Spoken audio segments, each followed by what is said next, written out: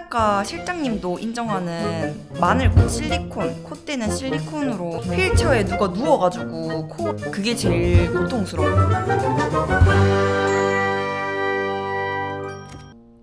안녕하세요. 오늘은 코수술 2년차가 말하는 코수술 후기 영상을 가져와 봤습니다.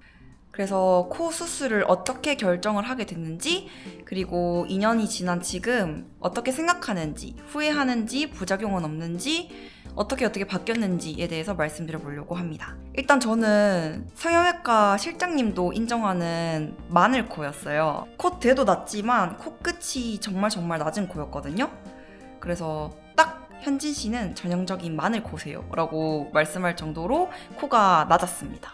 그래서 옛날부터 코에 대해서 되게 자신감이 없었고, 그래서 코 수술을 결정을 하게 됐고, 아는 지인이 소개시켜준 병원에서 수술을 하게 됐습니다. 이게 원래 유튜브 의료법상 수술한 병원이 어딘지는 알려드릴 수 없는데, 이제 옛날에는 메일로 문의를 주시면 알려드렸었는데, 이 법이 있다는 것을 아는 이후로 1절 말씀 안 드리고 있습니다. 양해 부탁드려요. 자, 제 코수술 스펙을 알려드리자면, 저는 실리콘, 콧대는 실리콘으로 11mm 정도 넣어서 했고, 코끝은 이제 비중격 연골로 해서 수술을 했습니다. 그 병원이 되게 자연스럽게 수술하는 병원으로 유명했었는데, 제 얼굴과는 화려한 코가 어울릴 것 같다라고 해가지고 의사 선생님한테 일부러 좀 티나도 되니까 화려하게 해달라 그랬어요. 그래서 지금도 막 그렇게 자연스러운 코는 아니고 되게 티나는 코긴 하거든요. 그래서 수면 마취를 하고 수술을 하게 됐습니다. 일단 그때 코 수술했을 때 상황을 좀 썰을 풀어드리자면, 먼저 수술하기 전날 밤 12시부터는 물도 마시면 안 되는 금식을 했습니다. 그래서 병원 갈 때는 마스크, 물, 그리고 모자, 고무줄 정도로 들고 갔던 것 같아요. 아침부터 긴장은 엄청 했었던 것 같은데 크게 실감은 안 났었거든요.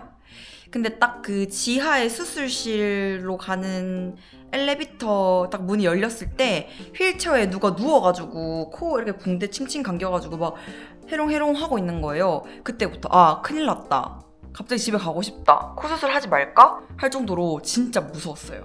그래서 수술실에 들어갔을 때는 이렇게 침대를 가장한 무슨 수술대에 저를 눕히고 이 손을 이렇게 묶고 다리도 묶었어요.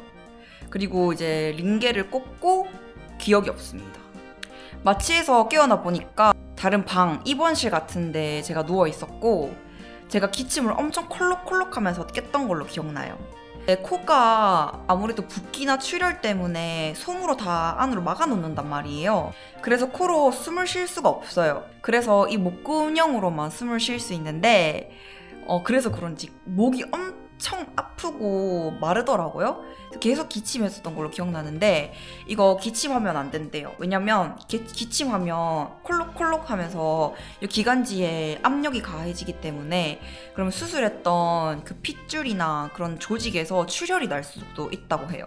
그래서 여러분들 만약에 수술하셨을 때는 최대한 기침하지 않는 걸 추천드리겠습니다. 그게 잘 될란가는 모르겠지만. 그래서 수술 끝나고 저는 이제 집으로, 그러니까 서울 집으로 돌아갔었고, 이때 서울 집은 저희 언니 집입니다. 언니 집으로 돌아갔고, 이제 거기서 나온 약 같은 거를 꼬박꼬박 먹었어요.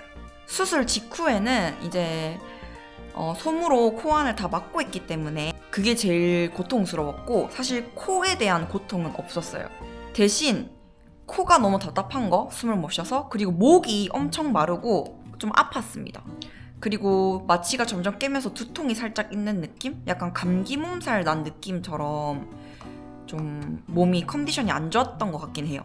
그래서 수술 직후에는 코가 아픈 게 아니고 뭔가 목도 아프고 머리도 아픈, 코로 숨을 못 쉬기 때문에 그래서 좀 힘든 고통이 더 컸던 것 같아요. 그래서 수술한 다음 날에는 다시 병원에 가서 코 안에 있는 솜을 빼고 이제 저는 부산 집으로 내려갔는데요. 이 솜을 빼고 나서는 조금 살만하긴 하거든요. 근데 솜을 뺐다고 코로 숨을 쉴 수가 없어요. 다시 이 수술한 부위가 부어오르기 시작하면서 똑같이 코로 숨을 잘 못 쉬었었습니다. 그리고 수술한 지 일주일이 돼서 다시 병원에 가가지고 여기 절개 부위에 있는 봉합된 실을 푸는 작업을 했습니다. 이때 이때부터는 좀 살기 편하고 아무래도 부목도 그때 같이 빼기 때문에 좀 인간다운 삶을, 일상을 지낼 수 있었어요. 그리고 이제 코에 붓기 같은 거를 말씀을 드려야 될 것 같은데, 일단 처음에는 진짜 피노키오 같았거든요. 피노키오처럼 정말 코만 부각됐었는데 점점 시간이 갈수록 이제 붓기도 팍 빠지면서 콧대도 빠지지만 이 코끝에 붓기가 엄청 많이 빠졌던 것 같아요. 그래서 이 중력의 힘에 의해서 붓기가 빠지면서 점점 이 코끝에 있던 연골이 이렇게 쓱 내려온다고 하더라고요. 그래서 중력에 의해서 요 코끝의 위치도 조금 바뀌는 것 같아요. 코끝의 위치가 좀 내려오는 느낌? 그래서 일부러 의사 선생님들이 수술을 할 때 일부러 조금 더 올려서 코끝을 올려서 수술을 한다고 하더라고요. 그래서 혹시 코 수술 하신 분들 중에 코끝이 너무 올라가 있어서 고민이라고 하시는 분들은 조금 시간을 두고 기다려보시는 거 추천드립니다. 붓기가 빠지면서 내려올 수도 있으니까. 또 부작용에 대한 얘기를 한번 해볼까 하는데요. 저도 좀 몇 개의 부작용을 겪고 있는 것 같아서 이 부분에 대해서 한번 말씀드려보도록 하겠습니다. 일단 코 수술 직후에는 인중 늘리기가 안 돼요. 이게 안 됩니다. 뭔가 부어서 그런 건지도 모르고 붓기가 덜 빠져서 코끝이 덜 내려온다고 하잖아요. 그래서 그런지 모르겠는데 인중 늘리기가 안 돼요. 이렇게 인중 늘리기가 안 되니까 밥 먹을 때도 엄청 불편하고 말할 때도 여기가 조금 마비된 느낌이니까 좀 근육을 자유자재로 쓸 수 없는 그런 느낌이 있습니다. 이거 엄청 불편했던 것 같아요. 지금은 완전 잘 돼요. 그리고 약간의 이물감이 들어요. 사실 이거는 지금까지도 있는 불편함인데 여기 안에 새로운 이물질을 넣어놔서 그런지 몸이 아직 적응을 못해서 그런지 잘 모르겠지만 이렇게 가만히만 있어도 이물감을 느끼거든요. 그리고 옆으로 누워서 자는 편인데 제가 옆으로 누워서 잘 때도 이물감이 느껴지고 압박감이 느껴져요. 코를 약간 누르는 그런 느낌? 그래서 이건 되게 불편했고 잠잘 때 엄청 불편했습니다. 수술 직후에는 정면으로 누워 있어도 이물질이 그 코를 좀 압박하는 그런 느낌이 있었던 것 같아요. 지금은 그냥 누우면은 아무 감각이 없는데 왼쪽으로 누울 때는 괜찮은데 오른쪽으로 누울 때 좀 압박감이 들기는 하더라고요. 이물감이랑. 그리고 흉터. 저는 코끝, 여기 콧구멍과 콧구멍 사이에 이쪽을 절개해가지고 수술을 했는데 아마 많은 분들이 이 루트로 수술을 많이 하실 거예요. 근데 저는 피부가 좀 약해서 재생력이 느린 피부라 그런지 아직은 없는데 최근까지도 있었던 것 같아요. 근데 정신 차려보니까 없어진 느낌? 화장하면은 많이 사라지기는 하는데 술을 먹었다든지 너무 더운 데 있다든지 피부가 좀 예민해지면 그 수술한 절개 자국이 조금 선명하게 보이는, 그래서 좀 티가 나는 그런 부작용이 있었습니다. 그리고 보형물이 티가 좀 나요, 사실은. 아무래도 수술을 했기 때문에 좀 티가 나는 것 같긴 한데 이렇게 좀 뭐라 해야 되지? 요 끝에도 조금 티가 나고 이쪽도 약간 실리콘의 존재 유무가 티가 난다고 해야 할까? 그런 건 있습니다. 근데 이 부분은 사실 불편한 부분은 없고 제가 이런 코를 원했기 때문에 여러분들 만약에 티나는 코가 원하지 않는다면 수술할 때 수술해주시는 의사 선생님한테 최대한 자연스럽게 해주세요 하면 그렇게 해주실 거예요. 그리고 수술 전 팁 같은 거를 알려드리도록 하겠습니다. 일단 신발은 신고 벗는 게 편한 신발을 신어야 됩니다. 수술하러 들어갈 때 수술복을 갈아입고 수술 다 하고 나올 때 사복으로 갈아입어요. 그때 이제 신발도 이제 거기서 주는 슬리퍼로 바꿔 신거든요. 그때 좀 불편한 구두라든지 불편한 운동화 신고 벗기 불편한 신발을 신어버리면 안 그래도 마취 덜 깨가지고 정신없는데 엄청 불편할 겁니다. 그래서 크록스 같은 거나 샌들 같은 거, 슬리퍼는 넘어질 수 있으니까 그건 비추드립니다. 그리고 모자, 아무래도 얼굴이 이 부목을 붙이고 가기 때문에 좀 엉망진창일 거거든요. 그리고 눈도 조금 풀려 있을 거고, 그렇기 때문에 모자는 필수로 챙겨 가시길 바랍니다. 캡 모자 같은 거. 그리고 요 세부리형 마스크를 추천드립니다. 그냥 일반 마스크 말고 이렇게 삐죽 튀어나오는 세부리형 마스크를 추천드리는 이유는 코 수술을 했기 때문에 아무래도 부목 이런 것들이 덕지덕지 붙어 있어서 일반 마스크를 할 경우에는 좀 답답함을 느낄 수 있거든요. 저도 일반 마스크를 꼈던 것 같은데 그때 엄청 불편했던 것 같아요. 압박감이 들었어.